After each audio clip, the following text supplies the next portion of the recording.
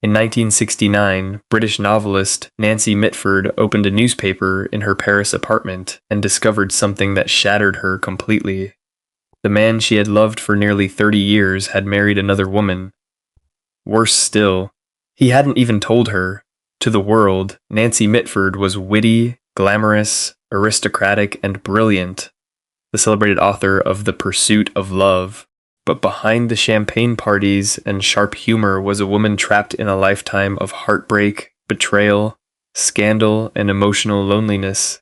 And by the end of her life, nearly everyone she loved had either abandoned her, betrayed her, or destroyed themselves. This is the tragic story of Nancy Mitford.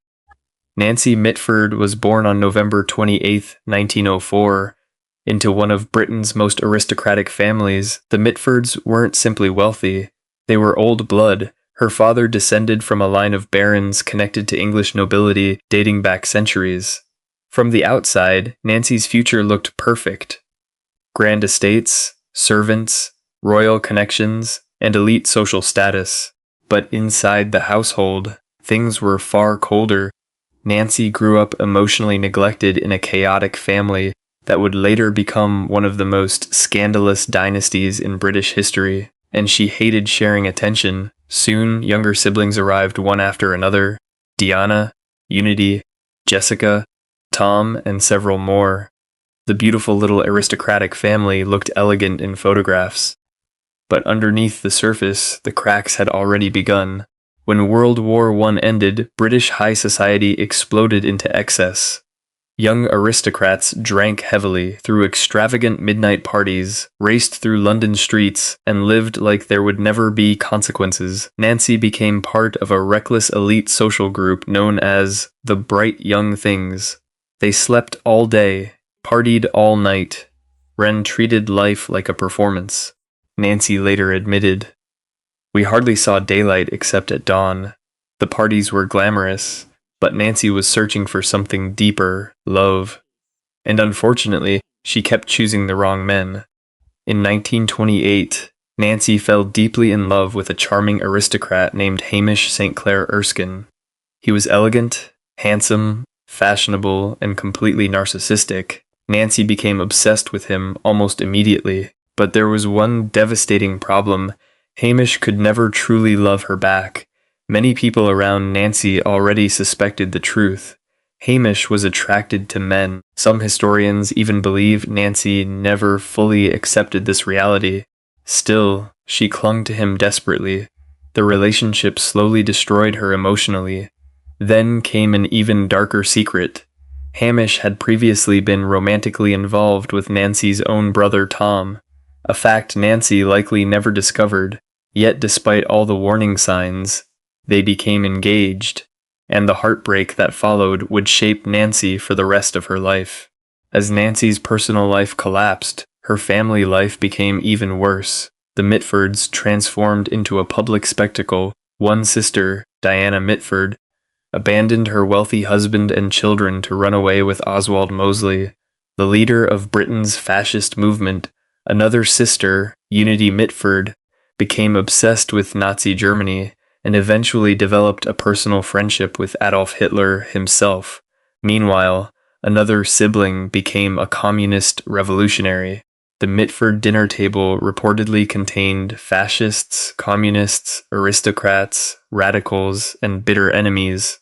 All from the same family. Britain was horrified, and Nancy stood trapped in the middle of the chaos. After the painful collapse of her engagement to Hamish St. Clair Erskine, Nancy desperately searched for stability and emotional comfort. Heartbroken and humiliated, she quickly threw herself into another relationship, hoping marriage might finally bring peace to her chaotic life. In 1933, she married Peter Rodd, the son of a respected politician. At first, Nancy convinced herself this was a fresh beginning, a chance to escape the scandals, disappointments, and loneliness that had followed her for years. But the dream collapsed almost immediately. Peter was unreliable, emotionally cold, and deeply selfish. He spent much of his time pursuing other women, openly carrying on affairs while ignoring Nancy's feelings completely. Their marriage slowly became filled with tension, humiliation, and emotional distance. Nancy often felt abandoned even while sitting beside her own husband. Then came an even more devastating tragedy. Nancy became pregnant and hoped a child might save their broken relationship. But after months of stress, anxiety, and emotional suffering, she miscarried. Soon afterward, tragedy struck again with a second miscarriage. Her marriage slowly decayed into sadness and emotional emptiness. Yet, Nancy remained trapped inside it, because heartbreak had become the only kind of love she understood.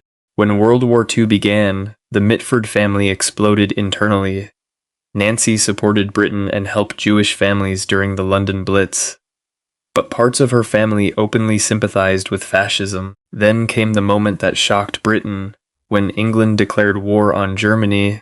Nancy's sister Unity, devastated that Britain was fighting Hitler, shot herself in the head in Munich. Miraculously, she survived, but mentally, she was never the same again. The family never recovered from the trauma, and amid the chaos, Nancy's husband left for military service overseas, abandoning her emotionally once again, alone, exhausted, and heartbroken. Nancy's life seemed completely shattered. Then she met the man who would define the rest of her existence.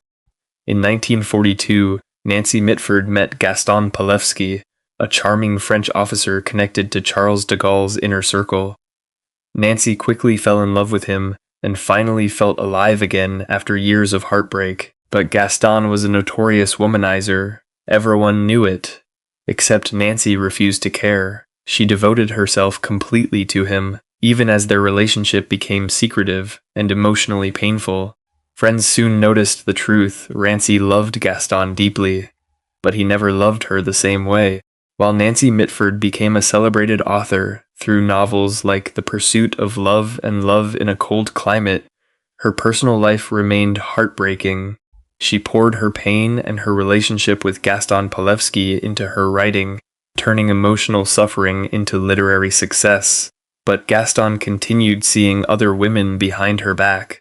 Then, in 1969, Nancy suffered her greatest humiliation when she discovered through a newspaper that Gaston had secretly married another woman. After decades of loyalty, he had not even told her personally. The betrayal broke Nancy emotionally. By the early 1970s, Nancy Mitford was dying from Hodgkin lymphoma. She passed away in France in 1973. In a tragic final twist, Gaston Palevsky stayed beside her at the very end.